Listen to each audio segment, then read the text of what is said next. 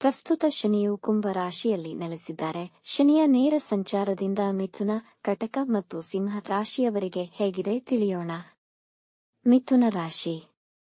ಶನಿದೇವನ ರಾಶಿಯ ಬದಲಾವಣೆಯು ಈ ರಾಶಿಚಕ್ರದವರಿಗೆ ವಿಶೇಷವಾಗಿ ಪ್ರಯೋಜನಕಾರಿಯಾಗಿದೆ.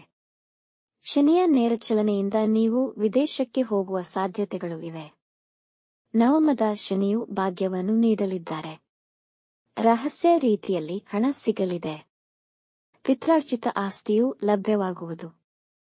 ನೀವು ನಿಮ್ಮ ಕೆಲಸ ಕಾರ್ಯಗಳನ್ನು ವ್ಯವಸ್ಥಿತವಾಗಿ ಮತ್ತು ಧ್ಯೇಯಗಳನ್ನಿಟ್ಟುಕೊಂಡು ಮಾಡುವಿರಿ. ನಿಮ್ಮ ಬುದ್ಧಿ ಚುರುಕಾಗುವುದು. ಉನ್ನತ ವಿದ್ಯಾಭ್ಯಾಸ ಮತ್ತು ಆಧ್ಯಾತ್ಮಿಕ ಪ್ರಯಾಣಕ್ಕೆ ಬೇಕಾದ ಜ್ಞಾನವನ್ನು ಶನಿ ದಯಪಾಲಿಸುವರು. ಲೋಹ, ಕಟ್ಟಿಗೆ, ಶರಾಬು, ಎಣ್ಣೆ, ಚರ್ಮ ಮತ್ತು ಕನ್ಸ್ಟ್ರಕ್ಷನ್ ಕೆಲಸಗಳನ್ನು ಮಾಡುತ್ತಿರುವವರು ಒಳ್ಳೆಯ ಫಲಗಳನ್ನು ನಿರೀಕ್ಷಿಸಬಹುದು. ಇಂಪೋರ್ಟ್ ಎಕ್ಸ್ಪೋರ್ಟ್ ವ್ಯವಹಾರದಲ್ಲಿ ಅತ್ಯಂತ ಶುಭ ಫಲವಿದೆ. ಈ ರಾಶಿಯ ಜನರಿಗೆ ಹೆಚ್ಚಿನ ಧನಲಾಭವಾಗಲಿದೆ. ಕಳೆದ ಸಮಯದಲ್ಲಿ ನೀವು ಸಾಕಷ್ಟು ತೊಂದರೆಗಳನ್ನು ಎದುರಿಸಿದ್ದೀರಿ. ಶನಿ ದೇವ ನಿಮಗೆ ಶುಭ ಫಲಿತಾಂಶಗಳನ್ನು ನೀಡಲಿದ್ದಾರೆ. ಈ ಸಮಯದಲ್ಲಿ ನಿಮ್ಮ ಧಾರ್ಮಿಕ ಪ್ರವಾಸಗಳು ಯಶಸ್ವಿಯಾಗುತ್ತವೆ ಮತ್ತು ನೀವು ವಿದೇಶಕ್ಕೆ ಹೋಗಲು ಸಹ ಅವಕಾಶವನ್ನು ಪಡೆಯಬಹುದು. ಅದು ಉನ್ನತ ವಿದ್ಯಾಭ್ಯಾಸ ಅಥವಾ ಉದ್ಯೋಗ ನಿಮಿತ್ತವಿರಬಹುದು. ಕಟಕ ರಾಶಿ. ಶನಿಯ ನೇರ ಚಲನೆ ಕಟಕ ರಾಶಿಯವರ ಹಣಕಾಸು ಹಾಗೂ ಸಂಪನ್ಮೂಲಗಳ ಸದ್ಬಳಕೆಯನ್ನು ಸೂಚಿಸುತ್ತದೆ. ಕಟಕ ರಾಶಿಯವರು ತಮ್ಮ ಸಂಪನ್ಮೂಲಗಳ ವಿಷಯಗಳಲ್ಲಿ ತುಂಬಾ ಶಿಸ್ತಿನ ಕ್ರಮ ಬಳಸಬೇಕು. ಇಲ್ಲವಾದಲ್ಲಿ ನಷ್ಟ ಅನುಭವಿಸಬೇಕಾದೀತು. ಕುಂಡಲಿಯಲ್ಲಿ ಶನಿಯು ಶುಭನಿದ್ದರೆ ಈ ಸಮಯ ಪಿತ್ರಾರ್ಜಿತ ಹಾಗೂ ಪೂರ್ವಾರ್ಜಿತ ಆಸ್ತಿಯ ವಿಷಯದಲ್ಲಿ ಲಾಭವಾಗುವುದು. ವೃತ್ತಿ ಜೀವನದಲ್ಲಿ ನೀವು ಯಾರನ್ನೂ ಅವಲಂಬಿಸಲಾಗದ ಪರಿಸ್ಥಿತಿ ನಿರ್ಮಾಣಗೊಳ್ಳುವುದು.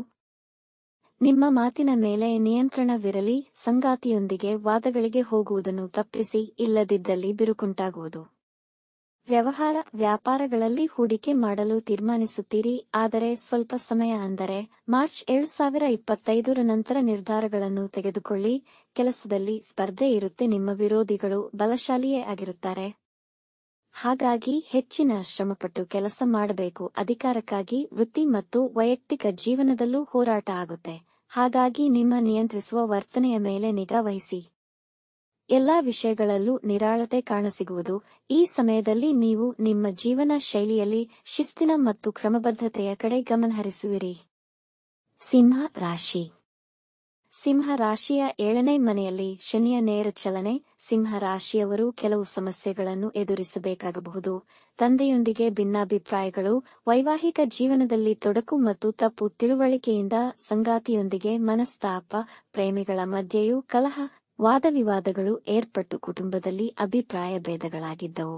ಆದರೆ ಇದೇ ಸಮಸ್ಯೆಗಳು ನಿಮ್ಮನ್ನು ಸುಧಾರಿಸಿ ಸಂಬಂಧಗಳನ್ನು ಬಲಪಡಿಸುವುದಲ್ಲದೆ ಸದಾನುರಾಗಿಯಾಗಲು ಪ್ರೇರೇಪಿಸುತ್ತದೆ.